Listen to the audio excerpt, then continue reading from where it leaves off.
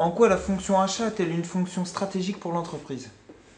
Bien, alors la fonction achat est une, comment dirais-je, on parle aussi de pilotage de ressources externes, hein. Elle est stratégique parce qu'elle représente de plus en plus une part importante du prix de revient des produits ou des prestations produites par l'entreprise.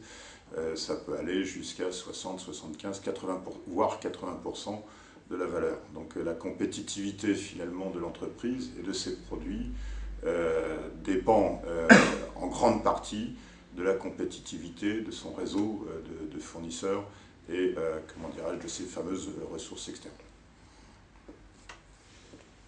Très bien. Comment peut-on définir le métier d'acheteur? Alors, le métier d'acheteur, en fait, c'est un métier qui évolue, qui est en permanente évolution.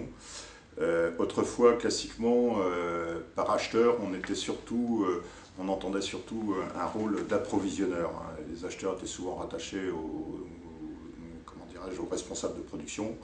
Et donc c'était, comment dirais-je, un approvisionneur qui avait un peu un rôle pompier.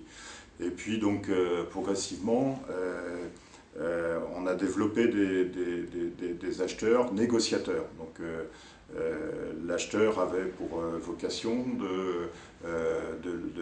d'établir des appels d'offres, de négocier avec les fournisseurs et, comment dirais-je, on va dire, d'obtenir le meilleur coût du marché. Et puis donc comment dirais-je, ce métier d'acheteur a évolué vers ce qu'on peut appeler le manager d'achat.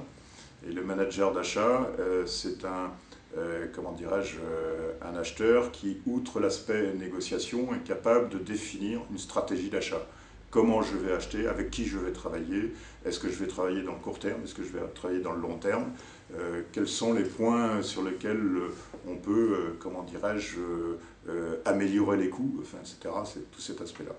Et de plus en plus aujourd'hui, compte tenu de l'importance, enfin, de l'enjeu, hein, de la fonction, on va vers un métier d'acheteur qui se définit comme un pilote de ces ressources externes. Alors en fait, comment dirais-je, dans ce pilotage de la relation externe, il ne va pas tout faire, hein.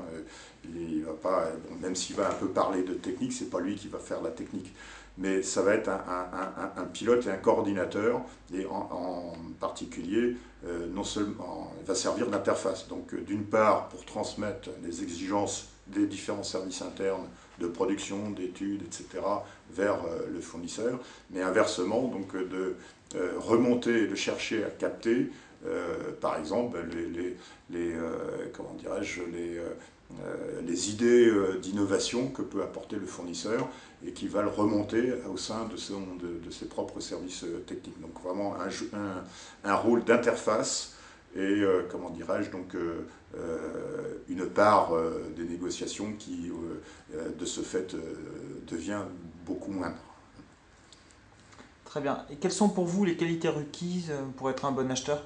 Alors, ça correspond un peu à l'évolution du métier, c'est-à-dire si on parle d'un acheteur négociateur, ça va être évidemment des compétences en termes de négociation, hein, technico-commerciale.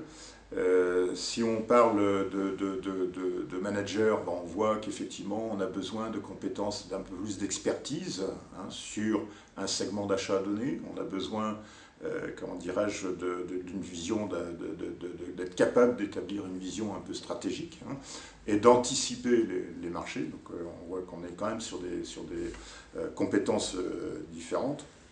Et puis bien sûr, si on parle de pilotage de la relation fournisseur, là on va être plutôt dans un rôle, enfin dans des compétences du type management d'une équipe. Voilà.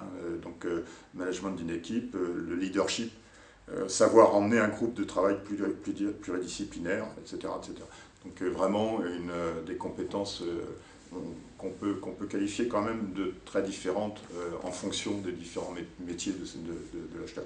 Alors bien sûr, après, en parallèle de ces différents métiers, bon, on peut avoir, si l'acheteur est à l'international, bien les aspects, alors bien sûr linguistiques, mais également connaissance des différences culturelles, hein, des relations interculturelles. S'il va acheter en Asie, par exemple, hein, c'est pas la même chose que d'acheter en France, hein, ça n'a rien à voir.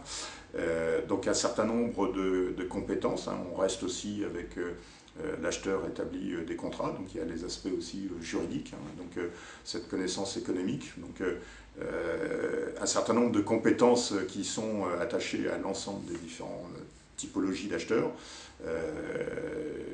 qui sont absolument nécessaires. En tous les cas, des compétences de plus en plus pointues et un niveau d'exigence des entreprises sur ces fonctions en termes de compétences de plus en plus important. Merci, très bien, merci.